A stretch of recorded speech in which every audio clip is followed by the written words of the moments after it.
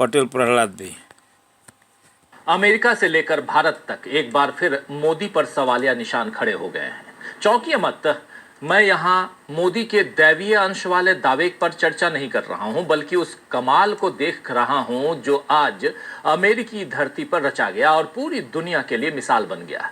आज सुबह सुनीता विलियम्स और बुच विल्मर को लेकर अंतरिक्ष यान धरती पर वापस लौटा। पूरे 9 महीने और 14 दिन के बाद इनकी धरती पर वापसी संभव हो पाई।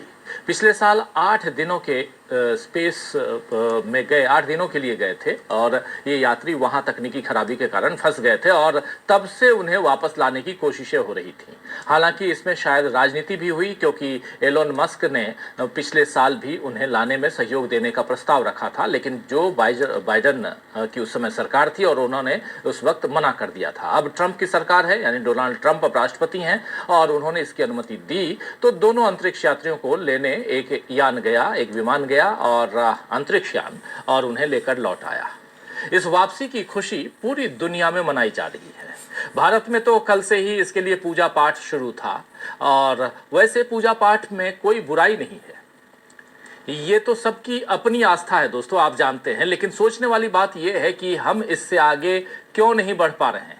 कभी औरंगजेब विवाद देश पर छाया हुआ था और इसे सत्ताधारी बीजेपी भी हवा दे रही थी। अब नरेंद्र मोदी समेत तमाम बीजेपी नेता भारत की बेटी के वापस लौटने की खुशी जता रहे हैं, लेकिन उन्हें सोचना चाहिए कि उनकी वापसी के लिए आपने क्या योगदान दिया और अंतरिक्ष तक किसी को भेजने की क्षमता आप में नहीं थी, तो उस क्षमता को हासिल करने के लिए आप क्या कर रहे हैं। और अंतरिक्ष की बात तो छोड़िए, जो भारतीय अमेरिका में फंसे हुए हैं उन्हें सुरक्षित और सम्मान के साथ वापस लाने की अब तक जहमत क्यों नहीं उठा पाए नरेंद्र मोदी। तो क्या मोदी के हाथ केवल दूसरों की उपलब्धियों और मेहनत पर अपना तिरंगा उठाकर लहराने के लिए हैं, ट्रेनों को हरी झंडी दिखाने के लिए हैं, जरूरी सवालों पर हाथों को नचाकर जवाब देने के लिए हैं, या इन हाथों से कोई कमाल भी मोदी कभी कभार दिखाएंगे। खैर, नरेंद्र मोदी को अभी कई सवालों के जवाब देने हैं और जिनके जवाब उनकी सरकार दे भी रही है तो वो उसमें फंस ही रहे हैं। जैसे आज ही ईडी के मामलों और उसमें मिली सजा पर किए गए एक सवाल के जवाब में राज्यसभा में नरेंद्र मोदी फंस गए। दरअसल वित्त राज्य मंत्री पंकज चौधरी ने राज्यसभा सांसद ए रहीम के एक सवाल के जवाब में बताया है कि 10 साल में राजनेताओं के खिलाफ 193, जी हां 193 मामले दर्ज किए गए, जिसमें सिर्फ 2 में सजा हुई है। 193 मामले ईडी के दर्ज हुए और उसमें से सिर्फ 2 में सजा हुई। इस पर कांग्रेस ने फिर कहा है कि ईडी यानी एनफोर्समेंट डायरेक्टरेट बीजेपी का फ्रंटल बन गया है, फ्रंटल जो ऑर्गेनाइजेशन है वो बन गया है। आइए जरा सुन लेते हैं कांग्रेस की प्रवक्ता सुप्रिया श्रीनेत इस मसले पर क्या कुछ कह रही हैं, सुन लीजिए उनकी जुबानी, सुनिए।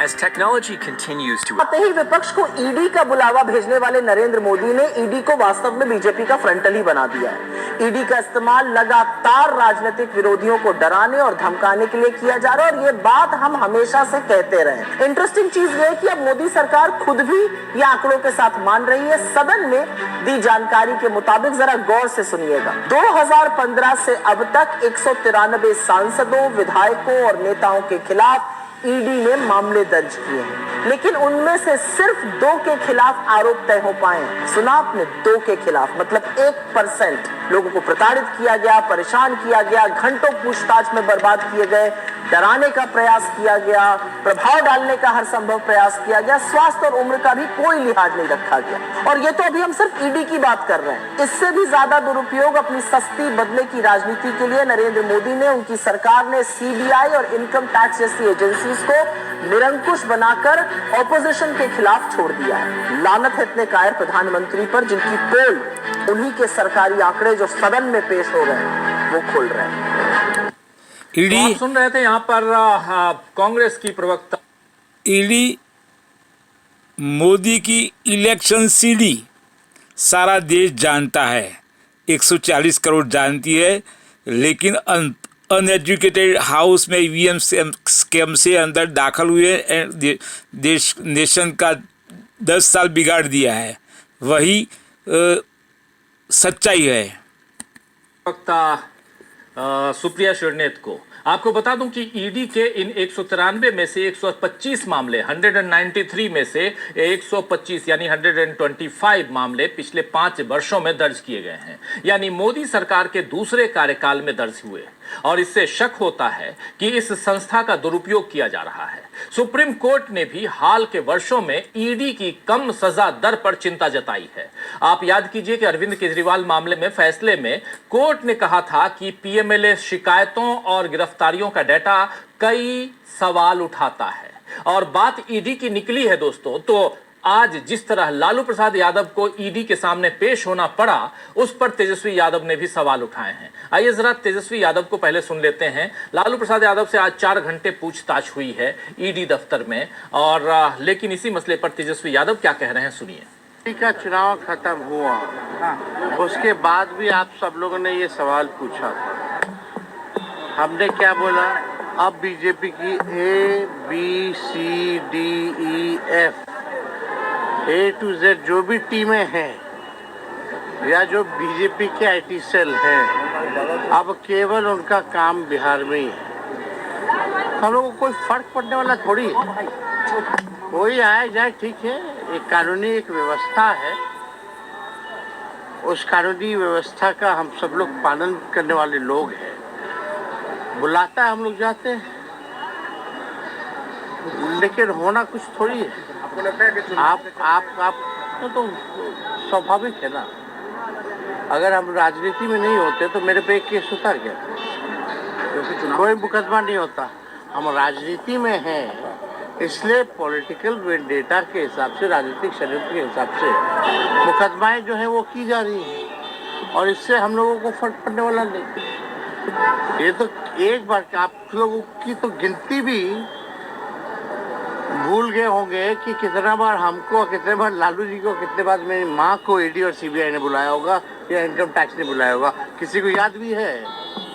तो जब बुलाएगा तो जाएंगे, कानून का पालन करते हैं। ये लोग घबराए वाले लोग हैं, घबराते रहे। डर है, भय है। अब जिसका डर है, भय है, लेकिन ये कुछ भी करे, जितना ये लोग संवैधानिक संस्थाओं का दुरुपयोग करेंगे या कितना भी हम लोगों को उनके सोच के हिसाब से ये तंग करने का प्रयास करेंगे, उतना ही हम मजबूत होंगे और उतनी ही मजबूती के साथ इस बार बिहार में सरकार बनाएंगे।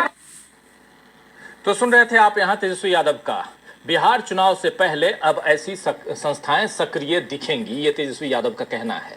वहीं बिहार चुनाव से पहले चुनाव आयोग के कारण भी मोदी फंस रहे हैं, क्योंकि जिस तरह एपिक से आधार को जोड़ने का फैसला चुनाव आयोग ने लिया है, उससे जाहिर हो रहा है कि वोटर लिस्ट में गड़बड़ी हो रही थी। इस फैसले के बाद राहुल गांधी ने फिर कहा है कि अब जबकि चुनाव आयोग ने इस समस्या को स्वीकार कर लिया है, मैं अपनी पिछली मांग को दोहराता हूं कि उसे महाराष्ट्र 2024 के विधानसभा और लोकसभा चुनावों की पूरी मतदाता सूची को सार्वजनिक रूप से साझा करके नाम जोड़ने और हटाने के मुद्दे को भी संबोधित करना चाहिए। यह बात कहना है राहुल गांधी का कि जब आपने यह फैसला ले ही लिया है तो चुनाव आयोग एक काम और कर दे कि 2024 में जो लोकसभा के चुनाव हुए और विधानसभा के चुनाव हुए और खासकर महाराष्ट्र में जो चुनाव हुए हैं, और उसकी जो सूची है, वोटर लिस्ट है, उसको आप सार्वजनिक कर दीजिए।